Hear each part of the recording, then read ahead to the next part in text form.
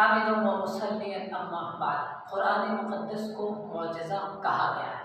معجزہ جو عقلوں کو حیران کر دے، دلوں کو حیران کر دے، لوگ سوچنے پر مجبور ہو جائیں اور ماننے پر مجبور ہو جائیں، یہ ہے قرآن جو زندہ معجزہ ہے۔ قرآن مقدس کی کسی آیت، کسی صورت، کسی بھی چیز جو قرآن سے ریلیٹڈ ہے، اس پر آپ غور کر لیں، آپ کا دل دماغ چیخ اٹھے گا، پکار اٹھے گا اور کہہ اٹھے گا ہذہ معجزہ۔ یہ تو وہ چیز ہے جس سے عقلیں حیران ہو جاتی ہیں، اور عقل حیران ہو کر کے ماننے پر، ایگری کرنے پر مجبور ہو جاتی ہے۔ پھر یہ عقل قرآن کا غلام ہونے پر مجبور ہو جاتی ہے۔ وہ ہے قرآن۔ قرآن نام ہے اس چیز کا۔ قرآن ایک زندہ معجزہ ہے۔ میرے بھائیو، یہ چیز ہمیں کب سمجھ میں آئے گی؟ جب ہم قرآن کو پڑھیں گے، قرآن میں غور و فکر کریں گے۔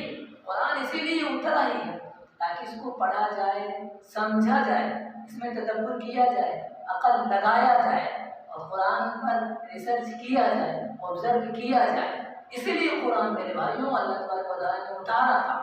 ایسے ایسے راز اور حل، سلیوشن آف آل تھنگ قرآن مقدس کے اندر موجود ہے۔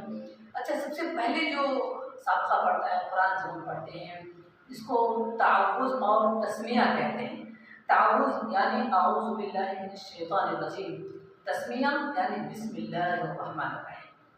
کیا آپ نے کبھی غور کیا ہے اس کا معنی کیا ہوتا ہے؟ کاش اگر آپ اس پر غور کرتے اور اس کی گہرائی میں آ جاتے تو کہتے یہ تو پورے قرآن کا خلاصہ ہے، یہ تو پورے کائنات کا خلاصہ ہے۔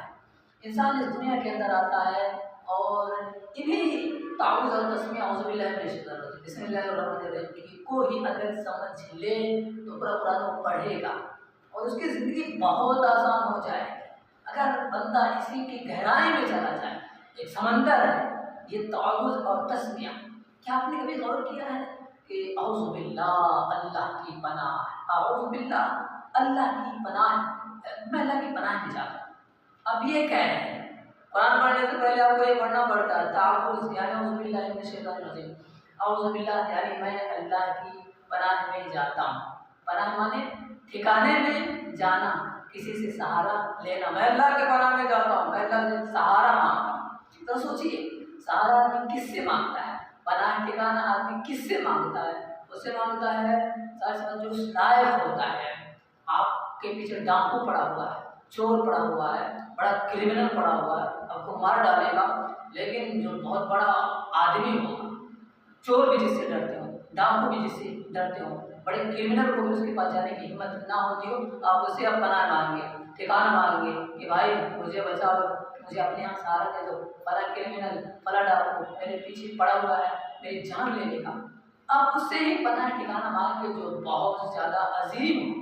تو اللہ تعالیٰ سے ہم پناہ مانگ رہے ہیں، شیطان سے اللہ ہمیں اپنے پناہ میں رکھ لے، شیطان سے ہمیں بچا لے۔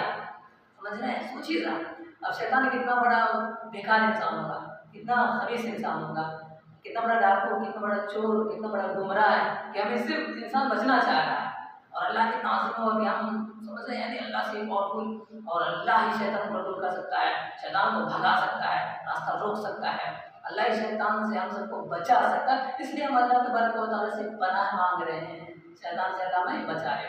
اب یہ شیطان جو ہے اعوذ باللہ من الشیطان الرجیم، شیطان جو ہے وہ رجیم ہے۔ رجیم کا مطلب کیا ہوتا ہے؟ مردود، دھتکارا ہوا، بھگایا ہوا۔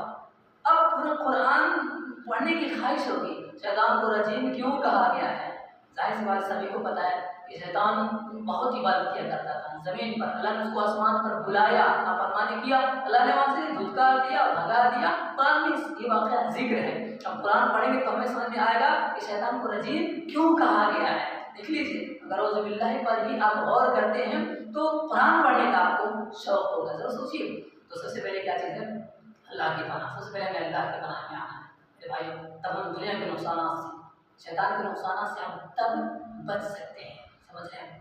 اس کے بعد اللہ کی پناہ میں آنے کے بعد پھر کیا کرنا ہے؟ بسم اللہ الرحمن الرحیم۔ جب ہم اللہ کی پناہ میں آ گئے تو گویا شیطان سے ہم کیا کیے؟ بچ گئے۔ تو اللہ کی پناہ میں آنا، شیطان سے بچنا، یہ ہمارا پہلا مقصد ہے۔